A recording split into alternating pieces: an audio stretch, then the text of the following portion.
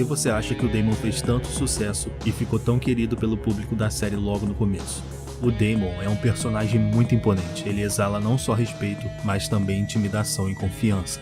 Essa tríade, esses três elementos, criam uma personalidade no Daemon que é muito cativante, ele é muito único. Personagens como ele costumam se destacar muito na história. Daemon é respeitado inclusive pelos seus inimigos, né? E isso é mostrado na série. Lembra da cena do jantar? O Aemond estava provocando e brigando com o Jace e o Luke durante o banquete. A briga ia continuar porque o Jace estava indo para cima, porém, quando o Daemon surge, ele domina a situação e o Aemond e o Jace reconhecem isso.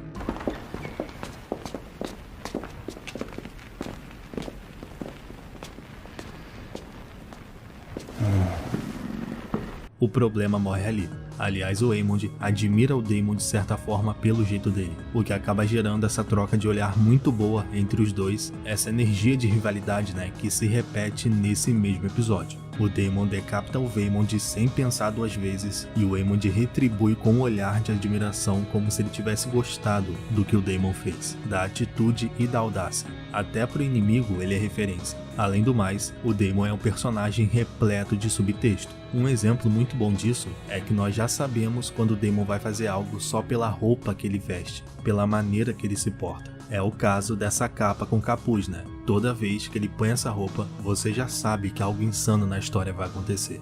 Isso é subtexto, nada tem que ser falado mega explicado. Você vê acontecer, você sozinho absorve o que tá vendo ao redor do Daemon Targaryen. Além disso, o Daemon usa a autoconfiança e a intimidação a seu favor o tempo todo para fazer e ir para onde ele quiser. Ele escancara essa audácia ao chegar no casamento da Rhaenyra com Laenor. É o retrato perfeito de como ele faz o que ele bem entender, mesmo com a autoridade máxima, o rei, ordenando o contrário. Observa a caminhada do Daemon, a expressão corporal dele. É óbvio que o ator ajuda muito também, né? Facilita pra gostar do personagem porque o trejeito dele é muito natural, ele é muito expressivo e nesse momento todo mundo encara o Daemon sabendo que ele não deveria estar ali, ainda mais depois do que aconteceu com a esposa dele, do que ele fez com ela na verdade, mas ele não se importa. Daemon se coloca em situações onde apesar de muitos odiarem a presença dele, ainda assim ele consegue o que quer e sai por cima. Por isso ele é tão cativante, não é porque ele monta o Caraxes, que é um dragão gigantesco. Não, até porque dragão quase qualquer personagem pode ter, ainda mais nessa série que são 20, né?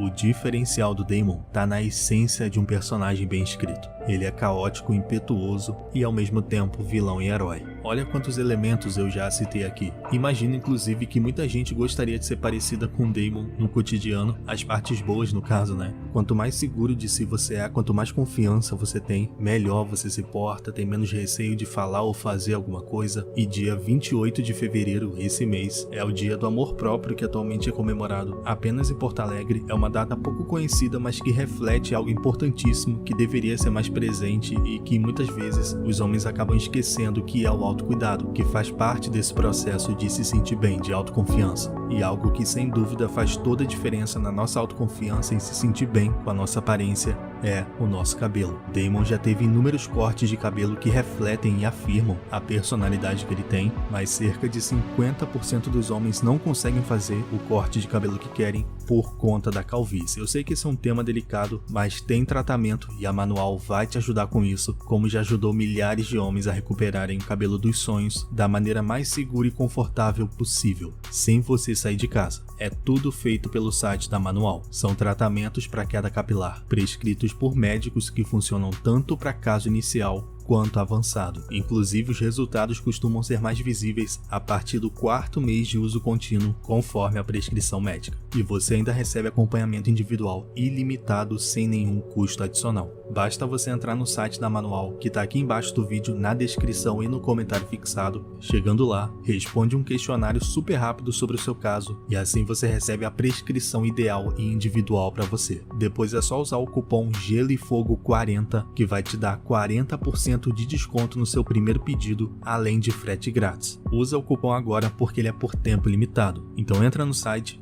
e desfruta da Manual. Dany kind of forgot about the Iron Fleet and Euron's forces. They certainly haven't forgotten about her.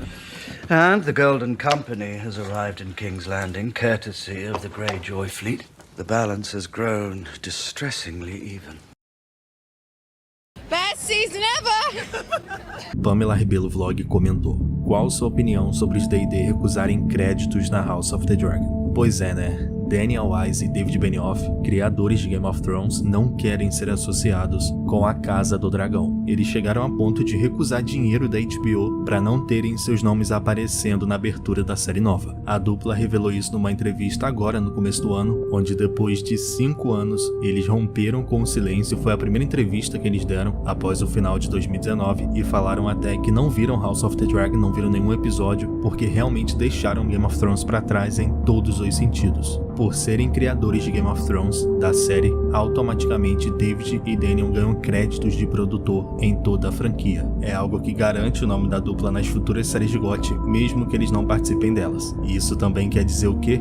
Dinheiro. Receber dinheiro sem fazer mais nada, só aceitar e ceder o nome. Convenhamos que é um sonho, né? Quem é que não quer ganhar dinheiro sem fazer nada? Se você fosse um deles, você negaria? Negaria dinheiro da HBO só pra não ser associado a Game of Thrones outra vez? Isso vai contra o que a maioria faria, né? A maioria aceitaria o dinheiro, óbvio. Evidente que essa dupla é multimilionária, então negar dinheiro não é esforço, pra eles não é, mas ainda assim é interessante pelo motivo que eles deram na entrevista. O Daniel Wise falou que ele não crê em dinheiro de graça e se o nome dele estivesse na série nova, mesmo não produzindo nada, caso desse errado, a atenção poderia cair em cima da dupla e que por isso não valeria a pena. Então mesmo House of the Dragon fazendo sucesso ou fracassando, podia sobrar para eles de alguma forma. Olha esse detalhe, o David Benioff contou que até o advogado da HBO ficou confuso quando eles negaram dinheiro, porque a abordagem foi literalmente assim: a gente só quer te pagar, a gente só quer te dar dinheiro, de graça, sem fazer nada, e vocês estão negando, como assim, né?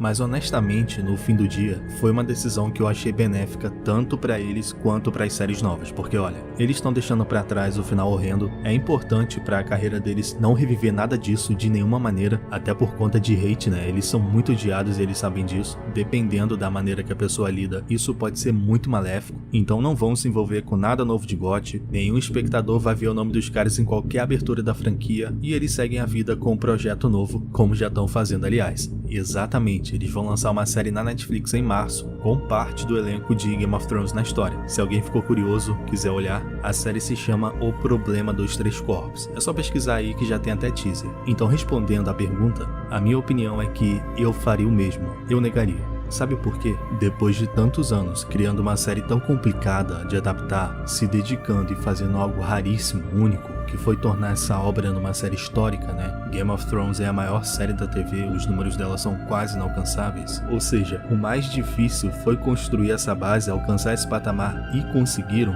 Daí chega no final, os caras cansam do trabalho e jogam o desfecho no lixo.